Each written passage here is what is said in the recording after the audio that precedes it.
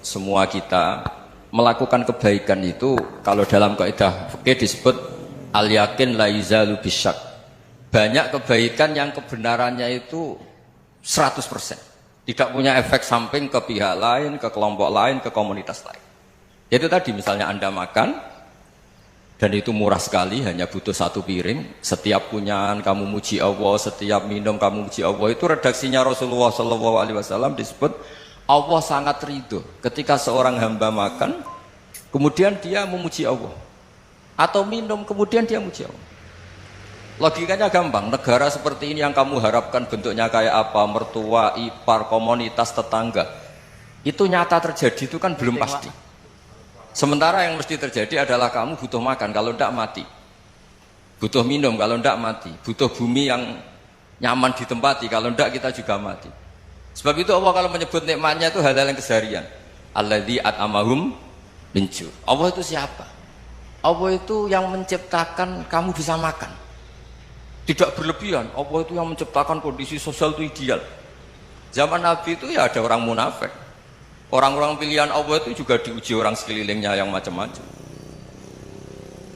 Semua diuji sesuai konteks zaman dan waktu. Nah, tapi ada ibadah-ibadah yang selalu disarankan Nabi. Sampai Nabi itu pernah ditanya, ayul islami khairun ya Rasulullah, Islam terbaik itu gimana? Jawaban Nabi itu unik. It'amut to'am. Islam terbaik itu ya makan-makan, jangan santai-santai. Ketika Allah menyebut beberapa kebaikan, falak tahamal aqobah, wa ma adrokan apa? Mal aqobah. Terusannya apa? Fakku rokobah. Terusannya apa? Au it'amun fi yaumin di masubah. Ya, atau acara makan-makan itu juga Islam. Kenapa? Ya bayangkan kalau tidak ada makanan, kita mati kan? Kondisi sosial tidak ideal itu Anda masih gak apa-apa. Tapi kalau Anda tidak makan, Anda tidak minum, kamu punya istri cerewet masih bisa hidup, punya mertua cerewet masih bisa hidup. Tapi kalau tidak makan bisa mati. Berarti penting mana istri sama makan? Penting mana? Makan. Semoga istri Anda dengar, nanti kamu disuruh makan tapi pulang deh. Itu kalau dibahasakan makan masih memahami. Penting mana nasi satu piring dengan istri. Nggak ada nasi mati, nggak ada istri belum mati. Penting mana? Gak berani jawab kan? Nah, ternyata Anda ada garang kan di depan istri. Jadi saya mohonlah, mungkin Mas Sufyan Sauri tadi yang bisa bantulah teman-teman tuh ngaji yang keseharian saja. Karena kita nyari ridha Allah itu berdasar firman Allah. Dan firman Allah itu menyebut keseharian tuh riang, gampang. Yaitu tadi misalnya wa min ayatihi manamukum bil-laili wan nahar. Termasuk ayat-ayat Allah itu kamu tidur. Maka dulu itu ada guyonan, ada tokoh Mu'tazilah, kelompok dalam Islam yang berpikir manusia itu bisa menentukan ikhtiarnya sendiri. Karena saya bisa duduk, ingin berdiri, berdiri. Karena kelompok ini nggak terima kalau semua kehendak Allah, nanti bagaimana kalau semua kehendak Allah kok ada hisab ya, ada sanksi. Lucunya itu dia akhirnya, ini cerita ya, mencintai seorang perempuan cantik sekali. Dan itu dia menjadi ahli sunnah itu oleh hal-hal yang sepele. Karena istrinya cantik, ya namanya suami istri itu hubungan intim. Terus ditanya, Mas, masih ingin lagi? Masih. Silahkan diulang lagi. Wah ya tidak bisa. Katanya manusia bisa menentukan yang diinginkan. Itu tobat itu. Itu nggak bisa ditobatkan Mas Sufyan Ats-Tsauri. Orang cantik yang mudah nobatkan orang itu orang cantik. Segampang itu. Akhirnya kita tahu, makanya kalau dalam kitab hikam itu disebut al-aqil mayyakul madza yaf'alu wa hubi wal ghafil mayyakul madza af'al. Orang yang punya akal karena sadar ini wilayah Allah, semua milik Tuhan. Itu dia tiap hari berpikir, besok Allah akan melakukan apa terhadap dunia ini. Kamu merencanakan suatu mau plesir, ternyata gempa. Mau wisata ke Rusia, ternyata perang. Kamu tidak pernah tahu apa yang akan terjadi besok. Wa ma tadri nafsum madza taksibu ghadan. Tapi anda semua kita ini sering punya jadwal permanen. Makanya saya kalau diundang siapa saja, bisa takdir. Yang jelas Gus ini acara penting. Ya masih acara penting nak pangeran ngersakno piye? Kok ape dadi pangeran? Kamu kok mau jadi Tuhan? Itu kadang ya kiai. Penting Gus acara ini jenengan harus memastikan bisa. Loh kamu itu yang ngajarin tauhid, sesuatu itu biadillah kok bilang-bilang apa pasti. Kalau maksa terus tak tobatkan kamu kata saya. Ya kalau gitu Gus bilang insya Allah. Wah itu hati saya, fisik saya, roh saya sudah bilang insya Allah. Tidak usah kamu latih kata saya. Nah hal-hal tauhid keseharian itu gampang sebetulnya. Wal ghafil yaqulu madza af'al. Tapi orang yang lupa Allah dia setiap hari bilang besok apa? Kita bisa melakukan apa? Seakan-akan dia itu aktor, dia penting, dia subjek permanen, dia. Padahal kita ini hanya objek kehendak Allah Subhanahu wa taala. Karena kita yakin sesuatu yang terjadi di alam raya ini kita tidak bisa apa-apa.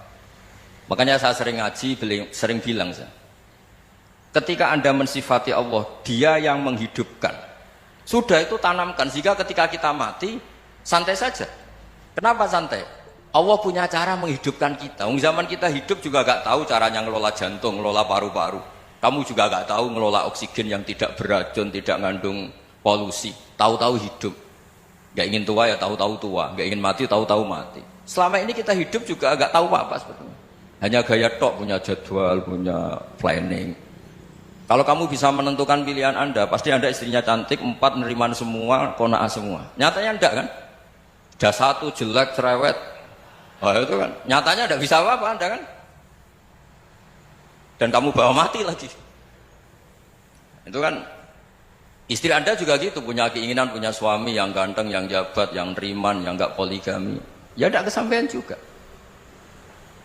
Kalau kita ngitung tingkat kegagalan kita itu gagal terus. Ya kan? Nah, terus ingat Allah. Madza yaf'alu wa bi. Orang yang punya akal selalu berpikir Allah itu menghendaki apa terhadap saya. Lalu sama-sama orang melihat orang yang serius. Itu kata Anda itu pemikir berat, serius. Senang punya tokoh yang merengut karena kamu anggap serius.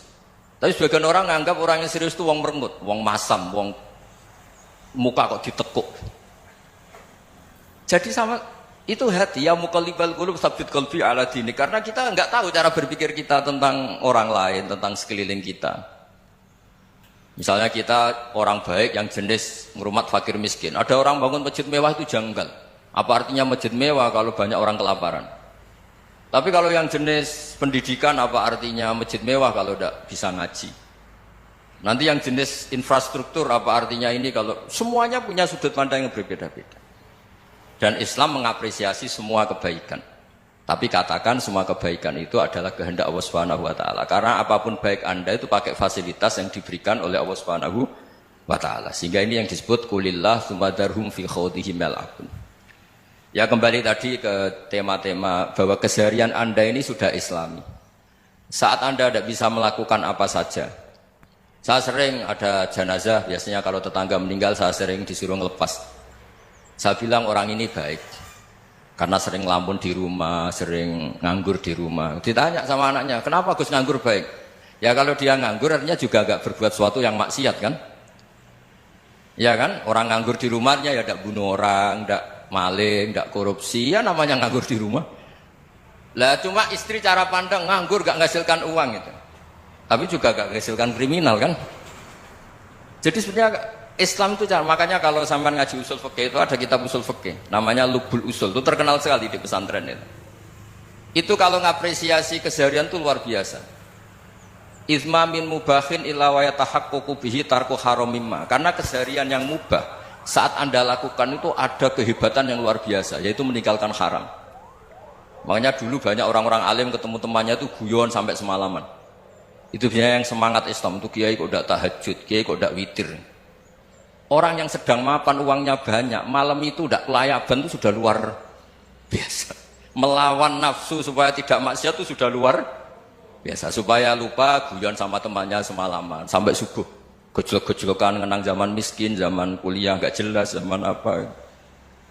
Melihatnya jangan takut tahajud. Seperti ini meninggalkan tahajud, tapi meninggalnya ini talkul muharramat. Jadi kayak apa hebatnya? Sehingga Imam Ghazali punya riwayat yang agak unik. Hatta takuna ibadatu akhiri hadil ummah iku an-naum. Sehingga suatu saat ibadah terbaik umat ini itu tidur. Itu kan riwayat kontroversi. Ketika Imam Ghazali tanya, kenapa iya? Kenapa kamu mulai keluar dari rumah itu sudah banyak maksiat? Melihat perempuan yang enggak mahram, melihat fenomena. Tapi kalau kamu tidur itu enggak melihat apa-apa. Tapi juga kamu jangan menganggap tidur itu ibadah betul. Saatnya melakukan fardu ain malah masih tidur. Tapi itu sudut pandang yang menjadikan kita Islam itu gampang. Jadi saat Anda tidak bisa aktivitas apa-apa, misalnya ada beberapa orang yang lumpuh. Lumpuh itu memang nggak bisa Jumatan, nggak bisa ibadah, tapi dia juga nggak bisa maksiat. Tidur itu memang Anda saat itu tidak bisa tahajud, tidak bisa witir, tapi saat itu ada zina, ada maling, tidak gosipkan orang, tidak bully orang, tidak menanamkan kebencian, tidak hasud. Sehingga tidur menurut Allah Ta'ala wa min ayatihi manamukum billaili apa? Wan-nahar. Karena di tidur itu selain ada unsur istirahat, jaga kestamina, juga ada unsur meninggalkan beberapa keburukan. Nah saya mohon ibadah yang keseharian ini kita jaga. Supaya kita semua baca ayat itu fasih itu tertanam di hati. Allah itu siapa? Alladzi at'amahum min ju'i wa amanahum min khauf. Dan Allah kalau cerita di Quran itu anna subabnal ma'a subba tsumma syaqqaqnal ardha wa syaqqa fa ambatna fiha habba wa inaba wa qadba wa zaituna wa nakhla wa hada'iqa hulba. Kamu tahu saya ini siapa, kata Allah? Saya ini adalah Tuhan yang menurunkan air, kemudian ada tanaman banyak. Habba wa inaba wa qadba, ada zaitun, ada tin, kalau orang Jawa mungkin ada tela, ada padi, ada mangga, ada pisang. Sudah. Wa inaba wa zaituna wa nakhla wa hada'iqa hulba, ada perkebunan yang lebat. Tujuannya apa? Mata Allahkum, silahkan kamu pakai, kamu nikmati. Tapi karena kadang kita ini punya ide-ide besar. Tadi untuk syukur saja nunggu punya istri riman, rumah baik, tetangga baik, komunitas baik, semuanya baik baru syukur. Lama-lama nanti ada di surga, syukurnya nunggu surga paling kelas A. Itu sudah ada yang menghuni Rasulullah, kamu nggak boleh di situ. Masa untuk syukur saja? Repotnya Masya Allah. Jadi mohon Quran yang kalau Anda hafalkan juz sama itu kan ada ayat-ayat yang kayak tadi. Ya, fal yang dzuril insanu ila ta'ami. Coba lihat apa yang kamu makan ya, dari mana? Dan untuk mempertahankan hidup kamu keseharian. Jadi jangan kira ibadah itu harus membentuk komunitas yang versi Anda. Ibadah itu harus hal yang mulu-mulu. Kesehariannya Anda alami. Loh, ini saya tidak bikin-bikin. Saya ngaji bukan karena berdasar pesanan. Itu ayat yang saya baca kan betul ada ayatnya kan. Fal yang dzuril insanu ila ta'ami. Anna subabnal ma'a subba tsumma syaqqaqnal arda syaqqa fa ambasna fiha habba wa inaba wa qadba wa zaituna wa nakhla wa hada'iqa ghulba. Terusannya apa? Mata'al lakum, silakan kamu nikmati. Mata itu silakan kamu nikmati. Ya kayak sampean dikasih hidangan ya makan. Ya sudah makan. Habis makan ya minum. Habis itu ngantuk ya tidur. Ya sudah normal-normal saja. Kayak apa indahnya Islam. Tapi Anda mencari Islam yang gimana lagi? Nah itu yang diajarkan guru-guru kita, diajarkan sanad kita sampai Wali Songo, sampai Rasulullah SAW. Bahwa pada akhirnya ada jihad, ada perang. Itu dulu memang perang, bukan membunuh, beda. Dulu kita dijajah Belanda ya perang, dan itu normal karena kita dijajah. Jadi ketika orang lain ingin baik sama kita, wa in ahadum minal musyrikin astajaruka ya fa'jirhu hatta yasma'a kalam Allah. Kalau mereka ingin baik ya kita baik. Makanya ada istilah musta'man, mu'ahad. Kalau mereka ingin damai, berdampingan dengan kemajmukan ya itu yang lebih baik. Karena memang Islam menghormati proses perdamaian. Wa in janahu lis-salmi ya fajnah lah. Kalau ingin damai ya kita harus